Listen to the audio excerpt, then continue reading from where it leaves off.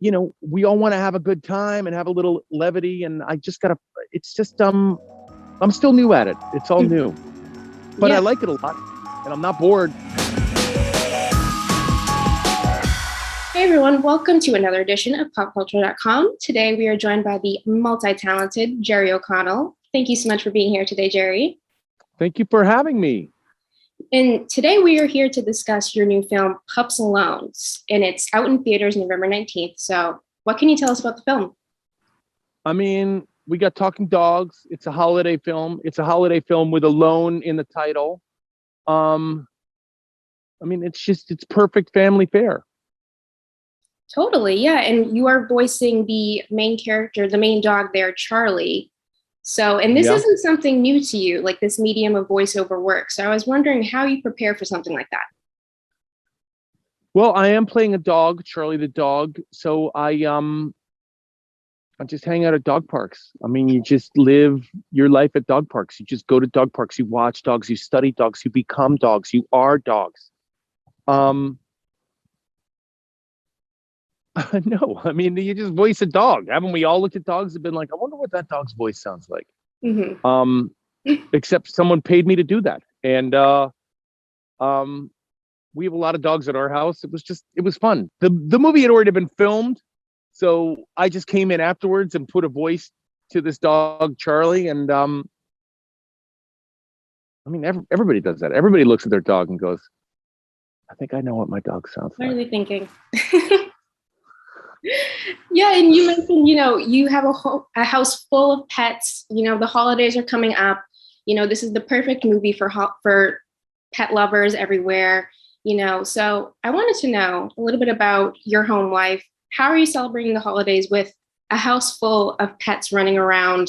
Everything's going on for the holidays, Christmas time. You got busy stuff going on. How do you handle it, Jerry? We always get a Christmas tree and our cats go crazy for that Christmas tree. They live inside the tree. They think they're in the wild and this tree in the house is their cover. They always break ornaments. Our cats go crazy for Christmas trees. And the house smells really nice when we get that Christmas tree. Mm-hmm. Do you have the little stand that goes beneath the tree, the little it's like a rug sort of situation?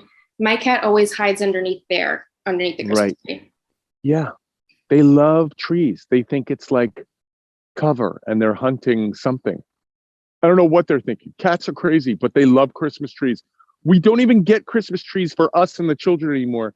We get them simply for our cats. We literally look at a Christmas tree at the lot and go, I wonder if our cat's name is Larry. I wonder if Larry will like this. I wonder if Larry will be into this tree. So that's what you're going for when you look up for your tree this year. I don't know if you've already gotten the tree. It's kind of early. No, it's a little early. Mm-hmm. We're not weirdos. We always do it after Thanksgiving. We're not crazy. But literally day after Thanksgiving, we will probably get a tree. Mm-hmm. Boom, right in there. Keep water in there. Try and make it last until New Year's. Yeah, definitely. I've already seen them for sale, so I don't know who's buying them. That's going to be a very dry tree for Christmas. So listen, the holidays come fast. They come early. That's why Pups Alone had to get out right now. We know it's a market that you have to get in fast. Mm-hmm. So that'll be something very exciting to watch for the holidays coming up. And it's also going to be in theaters and on DVD and streaming services as well, a couple days afterwards, right? Yeah, the kids will love it. Come on, order it on the TV. Family can sit around and watch it, grab an eggnog and have some fun.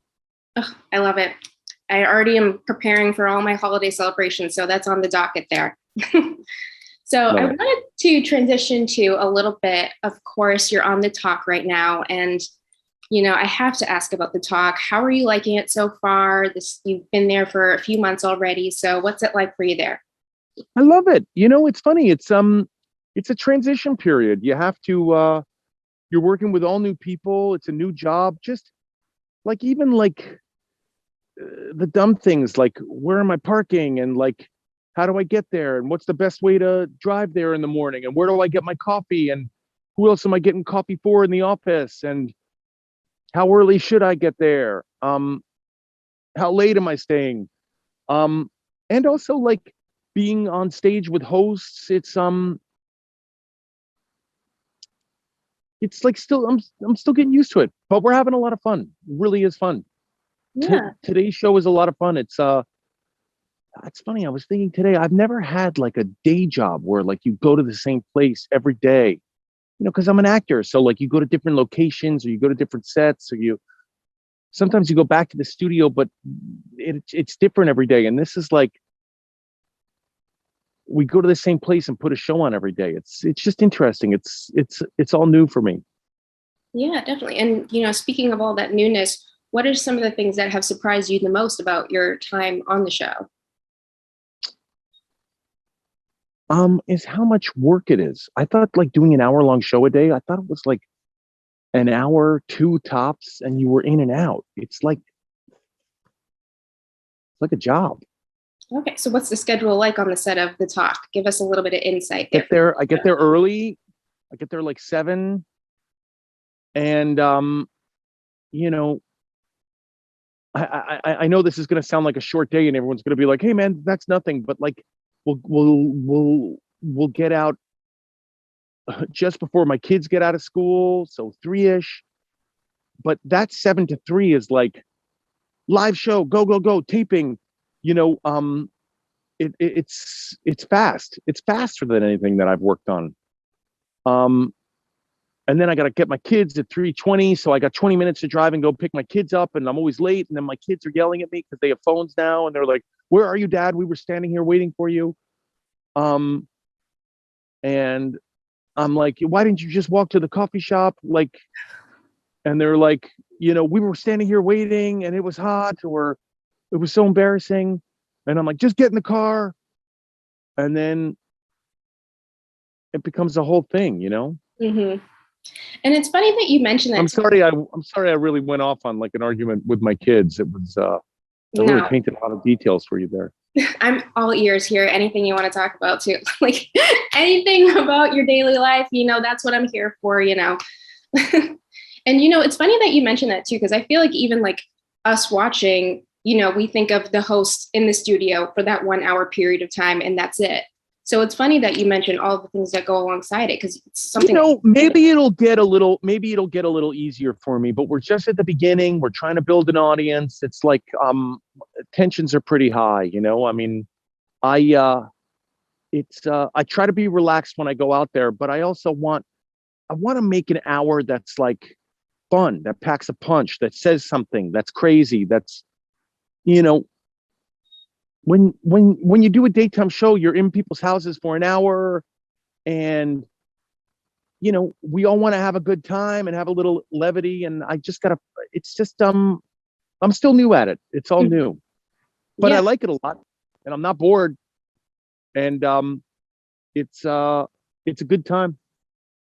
Well, that's good to hear, definitely. And I mean, you did come into The Talk in a bit of at a bit of a chaotic time for the show. We had Sharon Osbourne leaving, and I know that you have been a frequent guest on the show in the past. So I was just wondering, have you been in contact with Sharon since she's left, or are you guys on talking terms? I sent her an email just when I took over, and I sent her an email. Okay. Did she have a response back or anything, or? I sent her an email. Anything more, I'll let Sharon. Okay. How Sharon responded to my email, I'll let that's Sharon's. I'll let Sharon tell you. Yeah, next interview, I'll be sure to ask her. There have been some people, they have their opinions on the show, and they might be a little bit hesitant to jump back into the show where there are all these changes, and maybe people are feeling a certain type of way about Sharon's exit. They have their opinions. So I was just wondering what your message would be to those viewers who might be a little bit hesitant to jump back into The Talk. We have a new panel up there. It's a new group of hosts. We're having fun. It's a fun hour of TV. We're really starting to gel. We were really goofing around with each other on the show. We were talking about that Adele interview, and today, and it was like a really funny banter. It was a really funny banter. It's going to be a fun hour of TV, and we're just getting started. Yeah, I like that. So basically, just give it a chance. If they're. Yeah, we're having a good time. I think we're getting some viewers in there, and it's going well. I'm really proud of what we're doing. Yeah, I love hearing that too. And I can definitely tell the chemistry between all of you is it's, like you said, it's so much fun to watch, and it's a great hour of television. So anyone who is like hesitant, jump back into it. So yeah, thank you so much, Jerry, for taking the time to chat with me for popculture.com. I appreciate it.